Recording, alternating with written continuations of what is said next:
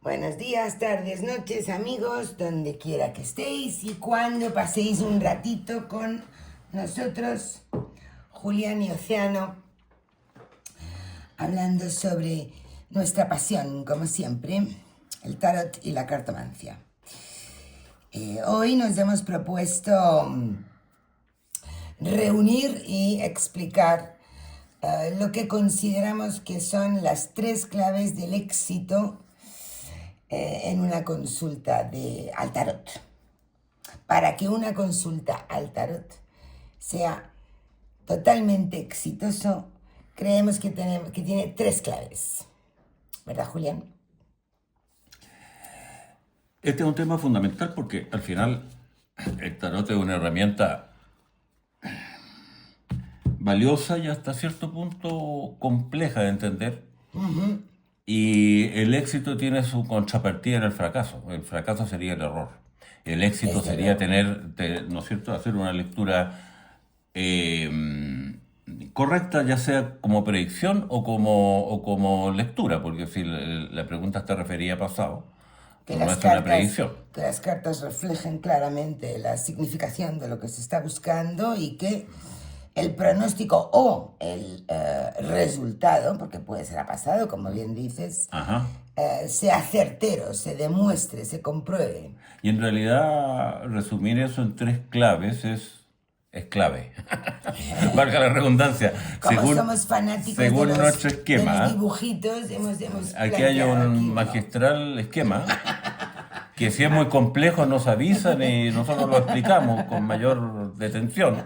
Si a alguien lo deja un poco perplejo, claro, la complejidad del esquema, ¿no? Sí. Lo pone en comentarios y nosotros se lo aclaramos. Las 3 claves. A ver, Océano, abordarlo. Bueno, creemos que las 3 claves para que la consulta al tarot sea todo un éxito son muy rotundas.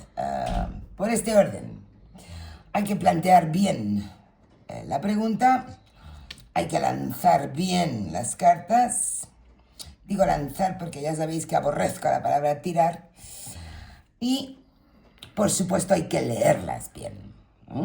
Plantear bien, lanzar bien y leer bien. Son las 3 claves que vamos a explicar. Podríamos decirle que si una de las 3 falla, éxito. Podríamos decir que si una de las 3 falla, se malogra la lectura, o se puede malograr la lectura. Si cualquiera de las 3 falla. Porque exacto, aunque tú leas bien, si no lanzaste bien, exacto, es un fracaso, ¿no es cierto? Y si planteaste mal, toda la respuesta posterior se va a dañar. Es una cadena. Exactamente.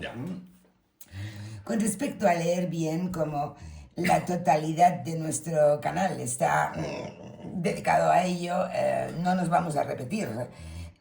Somos firmes convencidos de que es necesario poseer el método de lectura auténtico, un método de lectura que sea auténtico. Y cuando digo auténtico me refiero a que interprete las alegorías y los símbolos en combinación de acuerdo a su verdad y no a ninguna otra verdad impuesta o impostada, ¿no? Para nosotros lo más importante es que esto se lea como lo que es y no se le convierta en otra cosa, ¿no? Yo lo resumiría en eso. Dentro de que podríamos estar 100 horas hablando sobre esto,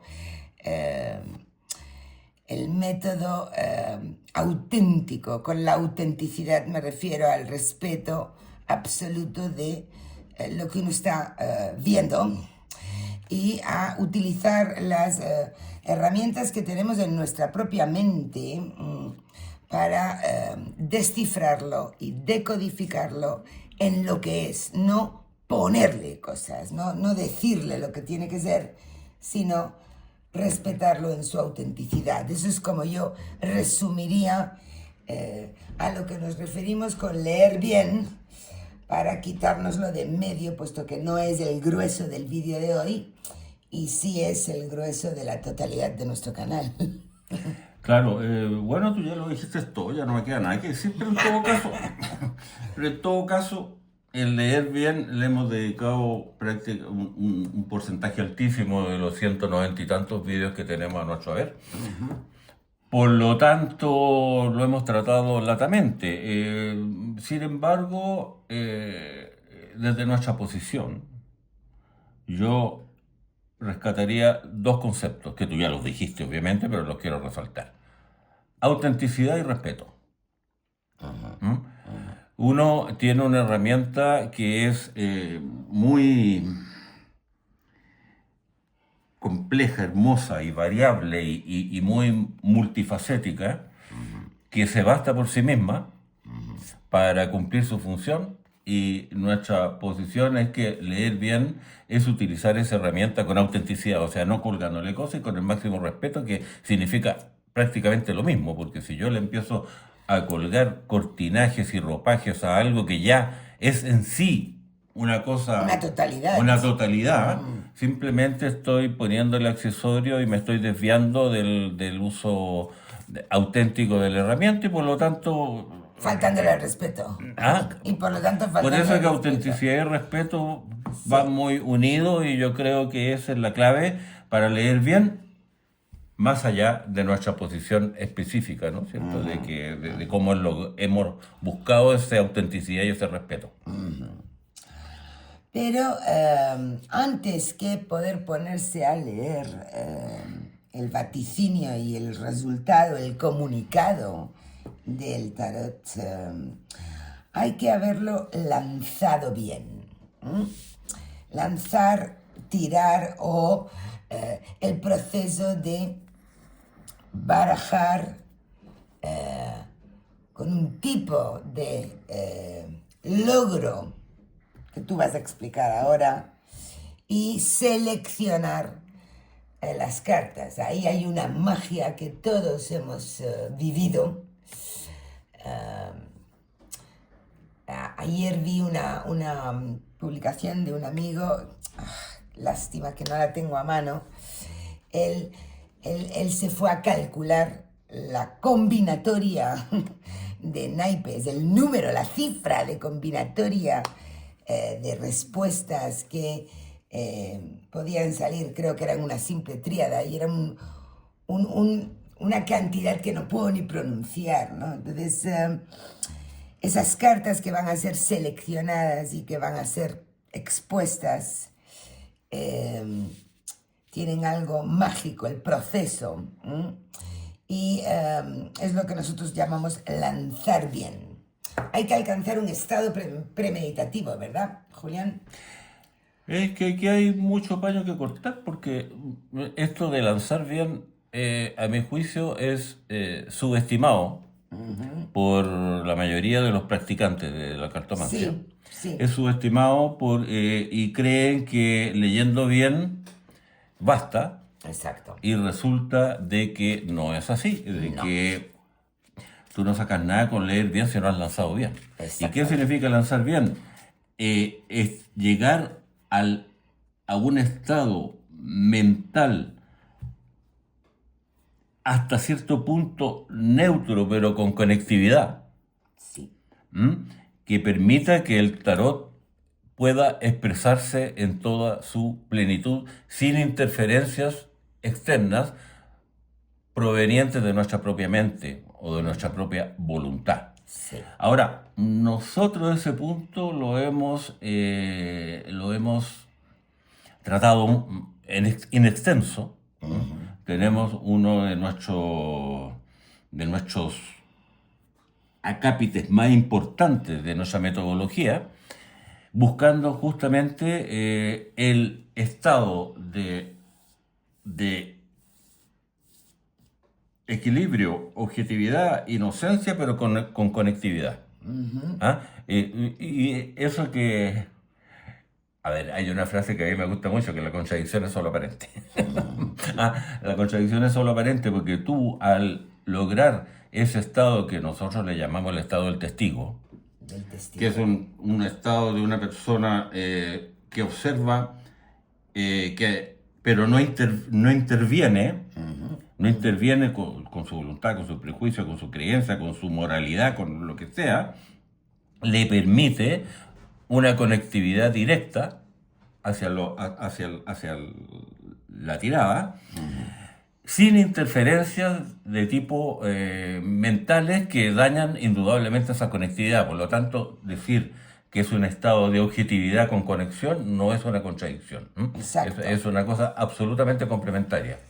Un estado que yo describo como premeditativo y que imposibilita, dificulta los prejuicios mentales, elimina la sobreemocionalidad que puede haber y fomenta la conexión. Yo a veces observo a compañeros agarrar el mazo, barajar y estar firmemente convencidos que con solo concentrarse o repetir bien la pregunta, ya está, ya puedo seleccionar. No, no es nuestra experiencia. A mí me maravilla ver también a grandes tarotistas en ferias y en lugares muy bulliciosos, pero he visto con mis propios ojos cómo, a pesar del ruido que había alrededor, podían entrar en ese estado premeditativo y cómo es más confiable cuando el tarotista te fuerza a esperar unos minutos mientras está preparándose, barajando y seleccionando los naipes para ti. Desconfiemos todos de un barajado veloz y una extracción de cartas veloz, ¿no? Pero es que además, si siendo del bando de gente que nos importa esto y que invertimos tiempo en alcanzar ese estado premeditativo, si aún así la mente traicionera hubiera estropeado el asunto, hemos observado un fenómeno que también queríamos comentar, ¿no? Que tú lo llamas la inteligencia del mazo. Bueno. Dale. Bueno, la inteligencia del mazo sí, pero a ver, hace poquito yo le decía, a lo mejor al lanzar tú estabas emocionalmente comprometida. Y me dijo, pues no, porque a mí me daba lo mismo la respuesta, no me iba ni me venía. Entonces yo le decía, pero ojo, en esa indiferencia de que no te iba ni te venía la respuesta, la mente se te puede escapar fácilmente, si tú pierdes la concentración. Ahora, hay dos cosas, tú le llamas estado premeditativo y a eso yo le agregaría un estado de relajación, que son ambas cosas que se pueden trabajar y que dotan de una energía interna que permitiría abstraerse un poco de los elementos externos y los elementos internos mentales del tarotista. Yo no creo que eso abunde mucho, en todo caso. No creo que eso abunde mucho, pero bueno, es una impresión. Ahora, la inteligencia del mazo. A ver, el mazo contesta, ¿cierto? Sí. El mazo contesta, tú escoges las cartas, pero por algún mecanismo desconocido, el mazo te la ordena de una forma determinada para darte una respuesta. Exacto. Eso indudablemente que es una inteligencia. Ahora una inteligencia, claro, es una inteligencia que está un poco aparte de lo que nosotros generalmente entendemos por inteligencia, Sí. pero que la hay. Sí. Ahora, esa inteligencia a veces funciona en otros sentidos. Por ejemplo, para avisarnos de que nuestra concentración o nuestra actitud ante el lanzar no ha sido la correcta. Sí. Claro que el tarotista tiene que tener las antenas desarrolladas por el estado premeditativo y por la relajación, Exacto. para poder entender lo que le quiere decir la inteligencia del mazo. Por ejemplo, yo tengo Era algo así, ¿no? tengo el caso de un hierro grande, ¿m? En el cual extrañamente el tablero, porque era un tablero, estaba desproporcionadamente inclinado. A la espada, ¿no? En este caso a la espada, ¿verdad? Sí. No, a la espada y los bastos. No había ni una copa ni un oro. ¿Mm? Cuando era una pregunta sobre dinero. Era una precisamente. pregunta sobre dinero, Exacto. claro. Había espada y basto. Entonces, claro, en una primera mirada, si uno no está atento, puede decir, algo, Que- algo aquí no funciona. Sí. Sin embargo, luego se hizo una lectura bastante coherente, se tejió una historia, y luego la realidad demostró que había ocurrido lo contrario de lo que decía la lectura. Sí, sí. ¿Dónde estuvo el fallo allí? Ajá. Seguramente en lanzar mal, porque estaba bien leído.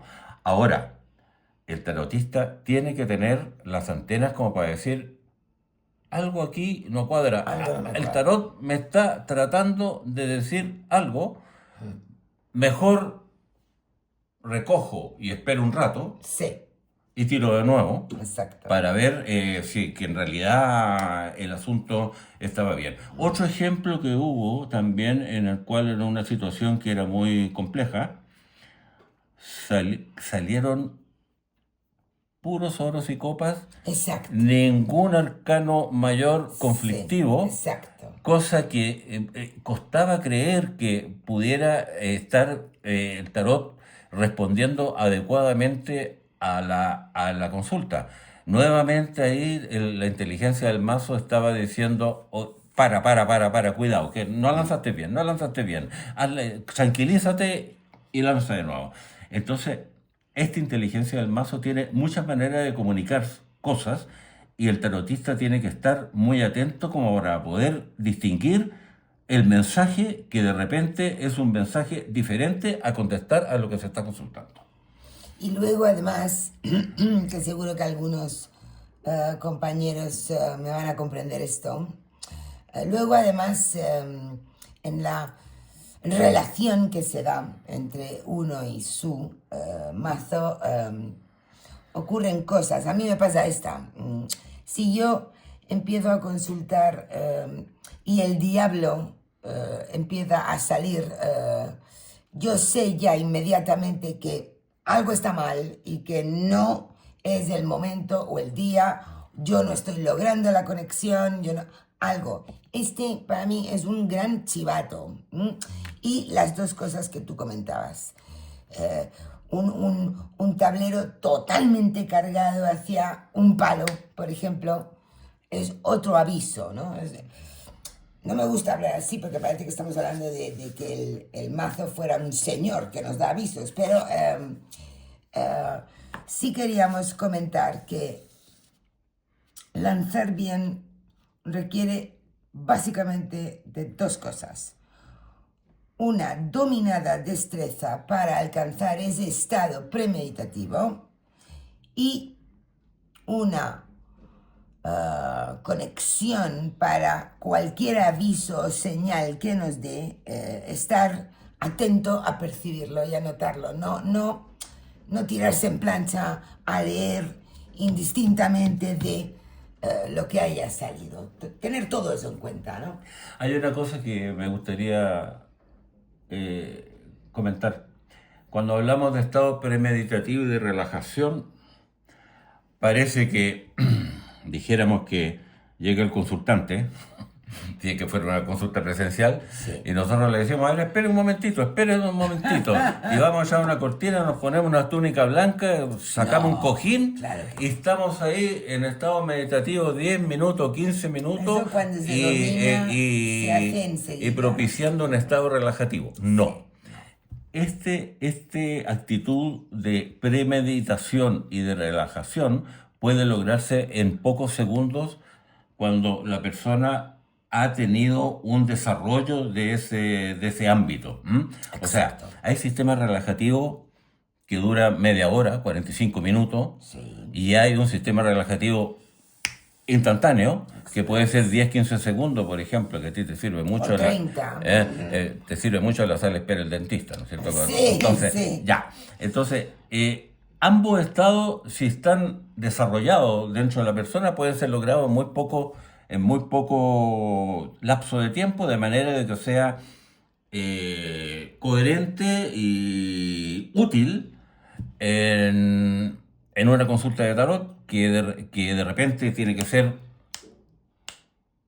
rápida y no demorada. Exacto.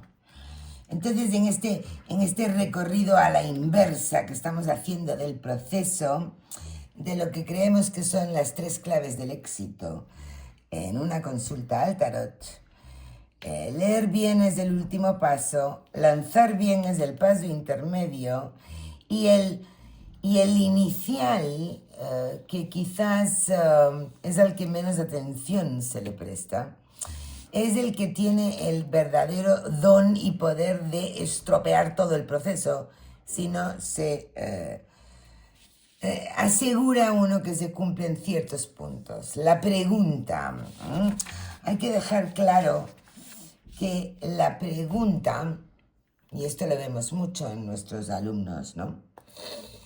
La pregunta es una evidencia de la maestría que se tiene sobre el artefacto tarot. Porque si uno conoce muy bien su lenguaje, porque tiene el método, uno sabe qué lenguaje, qué formas tiene de poder trasladar la información. Por lo tanto, en el cómo se elabora la pregunta, yo siempre veo una evidencia de maestría sobre el artefacto en sí mismo y es esencial, puesto que la pregunta va a marcar el territorio, el perímetro en el que se van a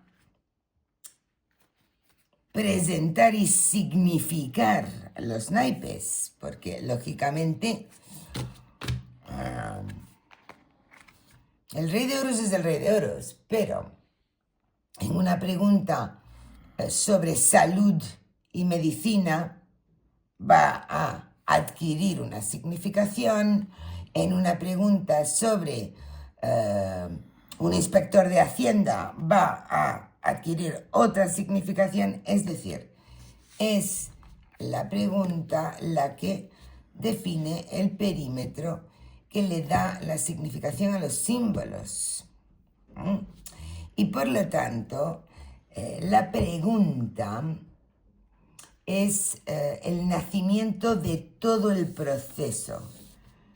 Este triángulo, en nuestros dibujitos típicos estos que nos gustan, tiene un orden, además. Las 3 claves tienen un orden. 1, 2 y 3. Entonces, con respecto a preguntas y a cómo plantearlas y demás, hemos recopilado unos casos de preguntas mal planteadas, ¿verdad? La primera que queríamos comentar es la pregunta planteada en negativo, lo que llamamos un doble negativo, ¿vale? Esta es una consulta de un alumno también, tenemos permiso para mostrarla. Le atendió una pregunta a su vez a otro amigo, tal cual el amigo la planteó. Él dijo: mi esposa me es infiel. No preguntó si me es fiel, preguntó si me es infiel. Y obtuvo estas 5 cartitas. Nuestro alumno cometió el error de obedecer sistemáticamente la pregunta tal cual la había planteado su consultante. Y lógicamente, cuando intentó sustraer una respuesta de aquí, se encontró con unas ambigüedades que podía ser que sí, que podía ser que no. ¿Correcto? Es que lo que pasa es que Lo que pasa es que una correcta formulación de la pregunta puede generar conductos directos para que el mazo dé la respuesta. Si la pregunta no está lo suficientemente bien planteada, el mazo contesta, pero el cartomante se encuentra con opciones y se tiene que inclinar Claro. por una de las dos y Claro. corre un riesgo Claro. evidente de errar. Por ejemplo, Aquí. tenemos aquí un rey de espada, ¿no es cierto? No, Tenemos rey de copas. un rey de copa, un rey de espada. Ella es la reina de espada. Un rey de copa. Y la pregunta es, el consultante dice, ¿me es infiel Juanita? ¿Me es infiel Juanita? Me es infiel. ¿Me es infiel Juanita? Sí, sí. Entonces, si este rey de copa es el consultante, hay una respuesta. Y si este rey de copa no es el consultante, hay otra respuesta. ¿Se Sí, fija? sí, pero es que además, tal y como le ocurría a este chico en concreto, él decía, tanta dureza de respuesta me estará indicando un no. No es infiel, ¿no?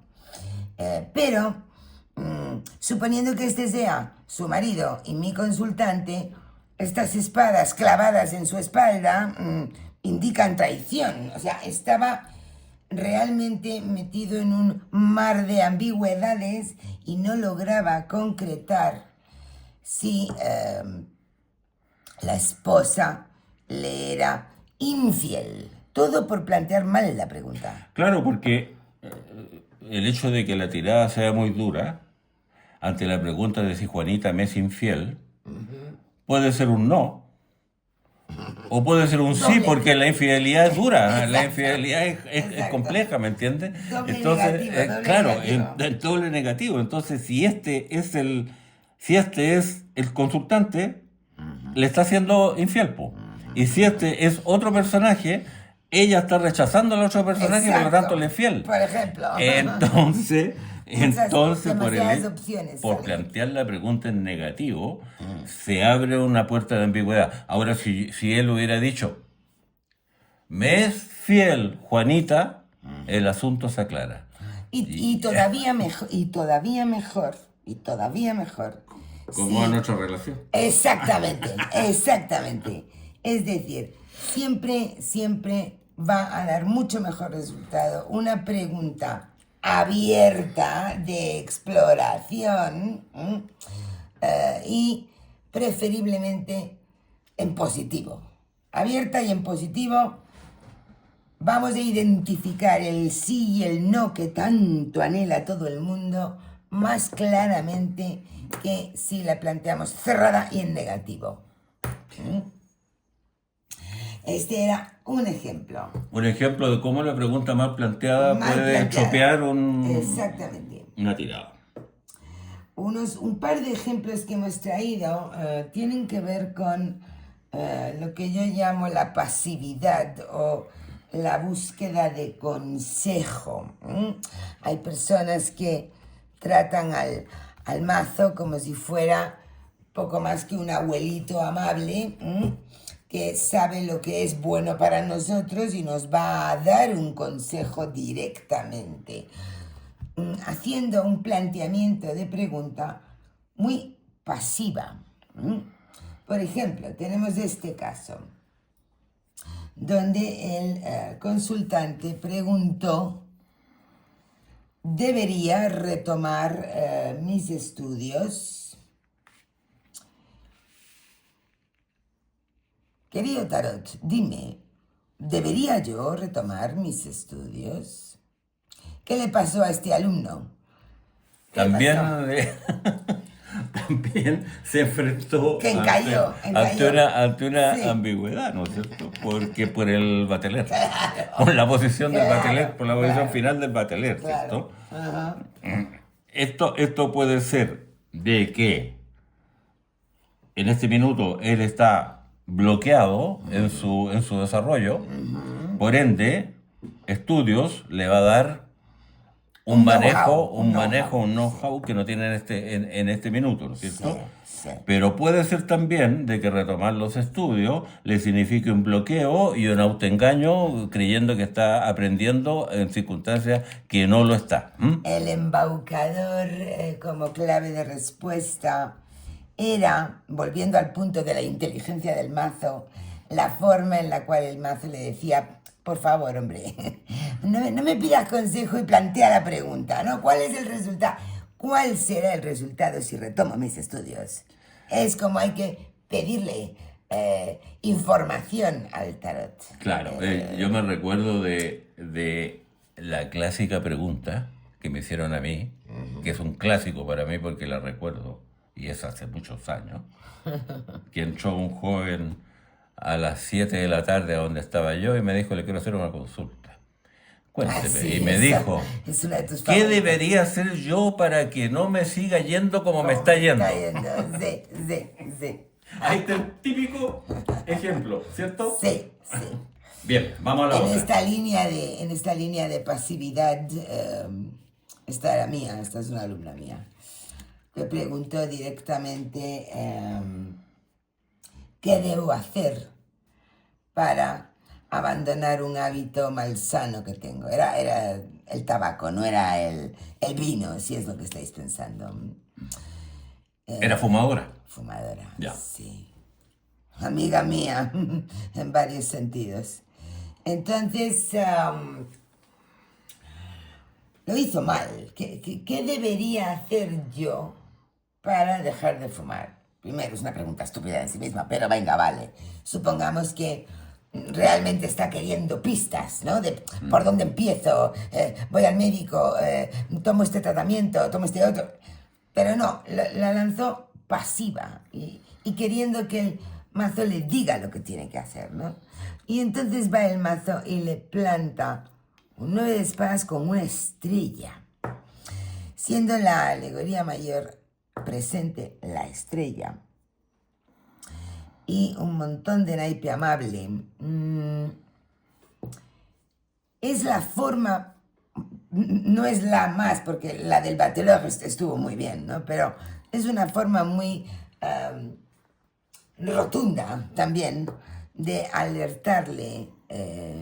Haz la pregunta con más implicación, porque la estrella es la epifanía, son las señales que nos indican que hay un futuro mejor, que hay algo más allá, pero no le está diciendo qué tiene que hacer. La estrella no habla de una acción en concreto, ¿verdad?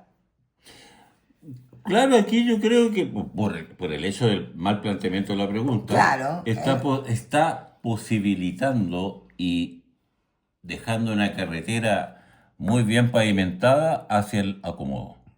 absoluto. ¿Ah? Y ella, Hacia el acomodo, porque yo digo ya, aquí está la respuesta, entonces, a ver, y fuerzo a la estrella para que me responda a lo que yo quiero saber. exacto. ¿Cierto? Ella se quedó perpleja mirando esto mucho tiempo, sin lograr... Océano, ven y dime qué pasa, ¿por qué no estoy pudiendo leer? Porque está mal planteada la pregunta, muchacha, por eso.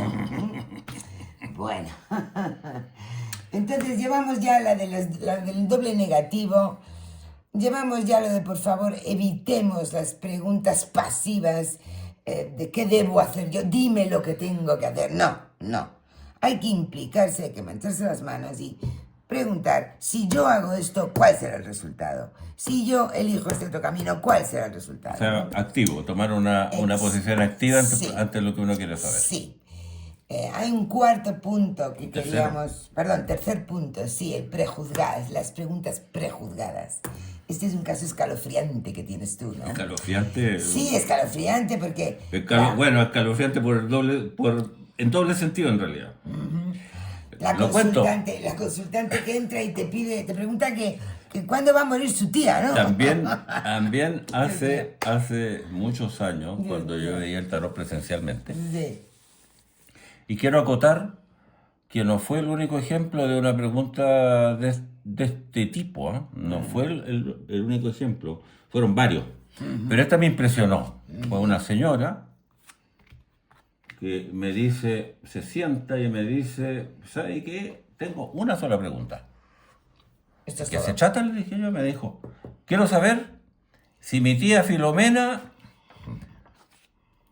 se va a morir en un futuro próximo, vale decir, de aquí a un año. Entonces yo me quedé quieto, Plop. como Condorito, bueno, es chileno, exijo una explicación. Entonces, espera, como el asunto de la muerte es un asunto complejo, Claro, claro, es un asunto complejo, claro. y después lo vamos a tratar con esta tríada, que es otro ejemplo que tengo Es que yo. había un motivo, Ah, claro, para no claro, entonces plantearlo así. yo, para poder destrabar mi dificultad y la complicación técnica de la pregunta, le dije, pero ¿por qué usted está tan preocupada de la muerte de su tía Filomena? Y me contó un cuento. Es que mi tía Filomena está en comodato, no sé cómo se llama, cuando mientras viva usufructo de un bien, tiene un Sí, nombre eso legal. sí. Usufructuario, es Un usufructuario. usufructo de por vida de un no sé cuántos locales comerciales, y yo estoy complicada económicamente y quiero saber si se va a morir, porque si se va a morir yo puedo entrar en posesión de esos locales comerciales y A voy a pagar heredar, mis deudas a y demás. heredar, Entonces le claro. dije, ¿por qué entonces no preguntamos por su futuro Económico. económico? ¿Qué le parece si dejamos a su tía Filomena en paz? Me encanta, me encanta. A la tía Filomena en paz y preguntamos por su futuro económico. Y por Exacto. allí la desvié y evité el problema técnico que tiene preguntar por la muerte de alguien. Claro, porque preguntar por la muerte de alguien tiene doble, tiene una carga moral, Ah, bueno. por supuesto, pero es que además tiene un motivo técnico que ya habíamos descubierto, ¿no? Esta tríada que voy a compartir aquí pertenece a una pregunta al respecto de un familiar directo que estaba muy malito y el consultante preguntó si se iba a curar, ¿no? El problema fue el siguiente, que el consultante que era tarotista, tenía al padre muy enfermo, llega a la casa a las 2 3 de la mañana y como no podía dormir por el caso, pregunta al tarot con una simple tríada, mi padre va a poder solucionar su problema De salud. de salud, va a curarse. Va a curarse.